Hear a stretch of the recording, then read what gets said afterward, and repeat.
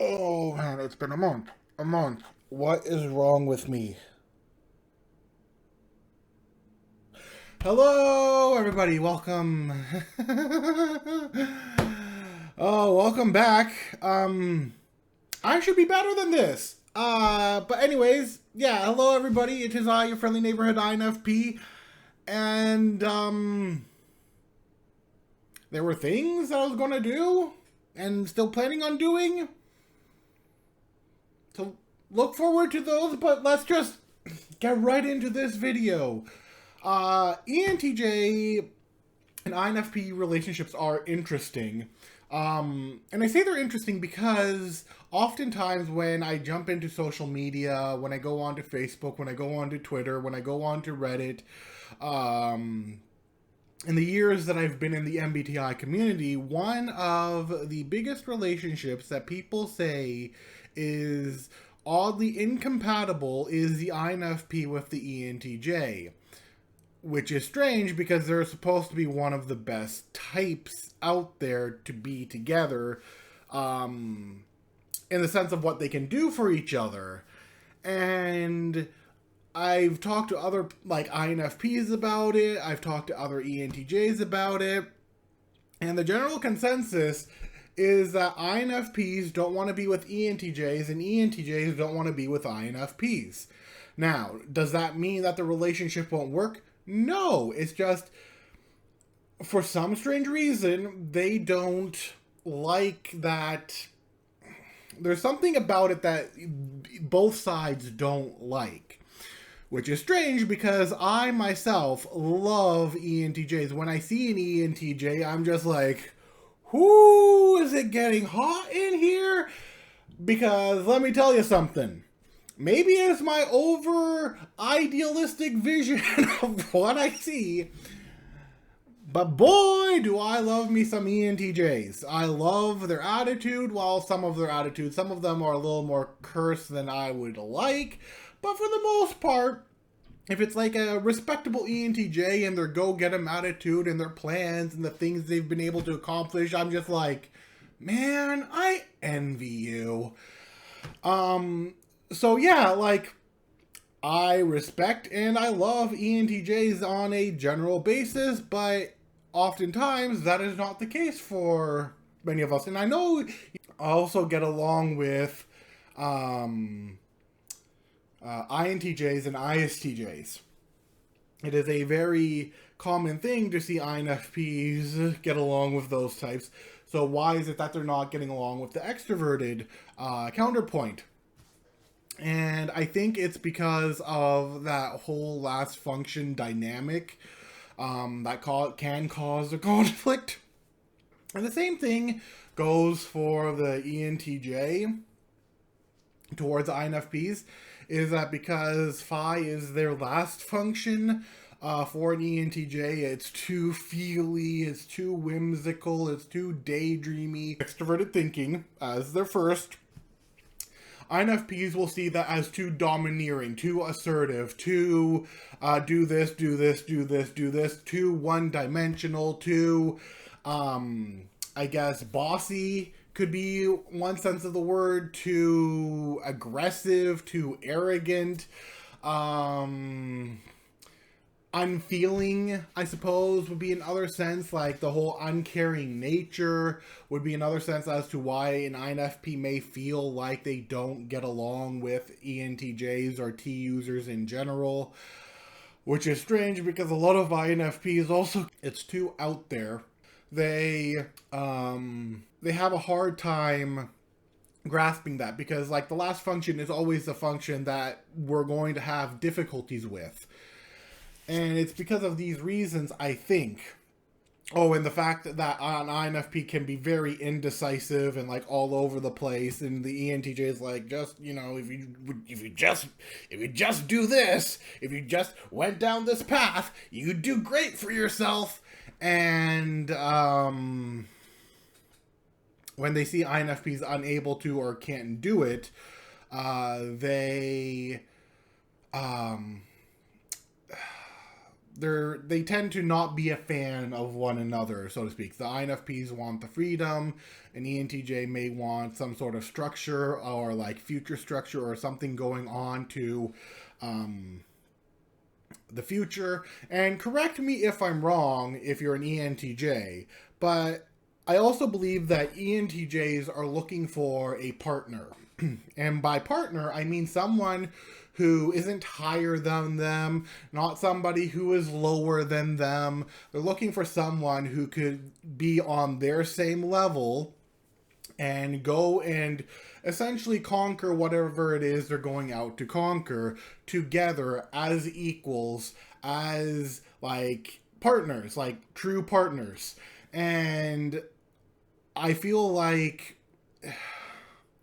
that might not be the case for some of the INFPs. INFPs are going to be going more towards people who they find as compatible, not somebody who is a partner that they can take on the world with, but a partner in the sense for INFPs, in the sense of who can I be comfortable with, who can I be myself with, who can I tell all my inner secrets to and not worry about things, who can I have freedom with. And this isn't mutually exclusive from the INFP or ENTJ personality, because an ENTJ will be looking for a kind of freedom as well, but their kind of freedom may not match with the INFP's kind of freedom, and so there is a clash. Now, with all that said and done as to the reasons, and I'm sure there are more reasons as to why they don't get along, like with the thinking and the feeling and the this and the that and all of that. Aside from all of that, let's get on to why they can get along and why I love them as a couple. And why I don't think I would mind being in such a relationship, and why I wrote that relationship into my comic. Now, with if we were dealing with healthy types or healthier types of an ENTJ and an INFP, they complement each other. The INFP shows the ENTJ a softer side of life, a more relaxed side of life, allows them to slow down just a little bit to enjoy the small things in life, the finer things in life, to not always be go, go, go, go, go. And the ENTJ will show the INFP their potential, what they can do, will motivate them to go further and do better and be better. Like, they will motivate them to become that partner that the ENTJ is looking for. Meanwhile, the INFP is also dealing with the inner parts of the ENTJ and bringing them into the partner that the INFP is looking for. So there is a nice little, I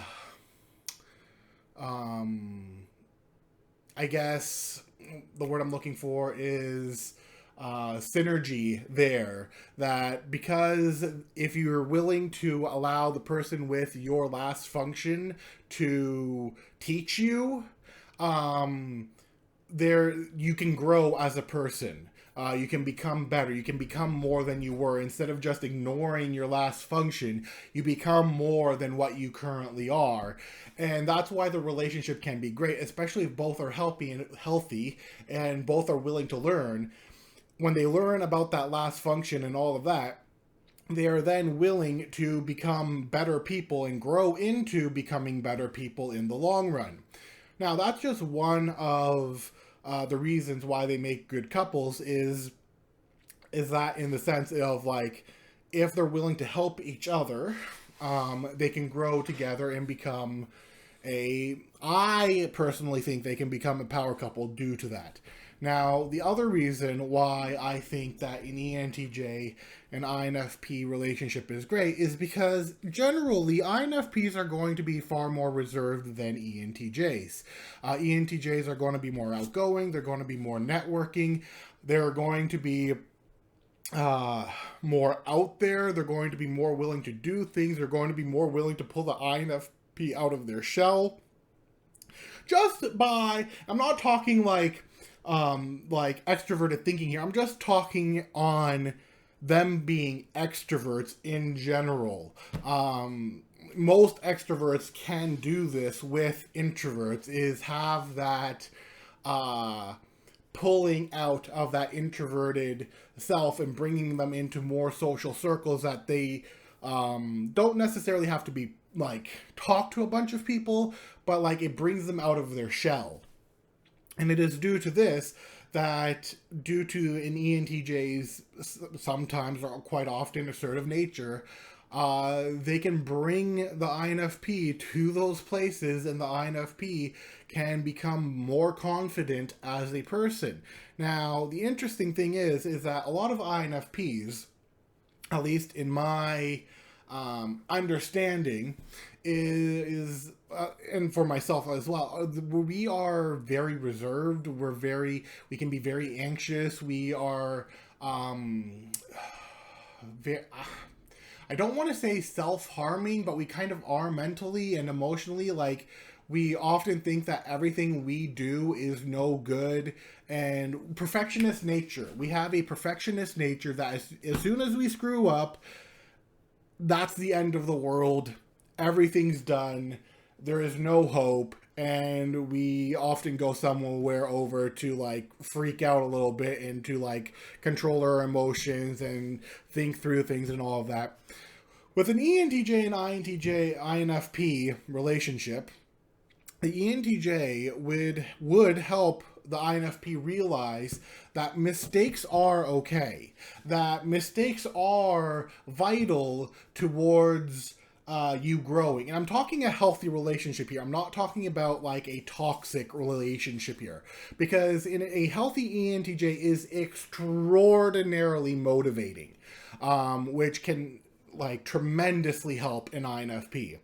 So an ENTJ would be teaching the INFP, hey, look, yes, you made a mistake, but have you learned from that mistake? What have you learned from that mistake? What will you do better? How will this proceed to go into the future? What will you do like going forward? What will you do? What plans will you make in order to be better at this? How will this help you in the long run? And this is where the molding becomes. Now, obviously, yes, the ENTJ is going to have a lot of patience if they're dealing with an INFP like this, or most INFPs like this, is to have the patience to teach them that it is okay to have mistakes. But in return, an INFP will be teaching the ENTJ that, hey, you don't have to be so assertive all the time. You can embrace things that you like. You can like things that other people may think is crazy. Hey, you like dolls, even though a lot of people might laugh at you for it? That's fine. You do you. Now, some ENTJs will be like, I don't care, when, actually they do care. And the INFP would like go and teach them how to become more embracing of themselves, how to embrace who they are as a person. And most ENTJs are, fairly confident as people and who they are and all of that, granted. But what I'm trying to say is that an INFP is the one who is going to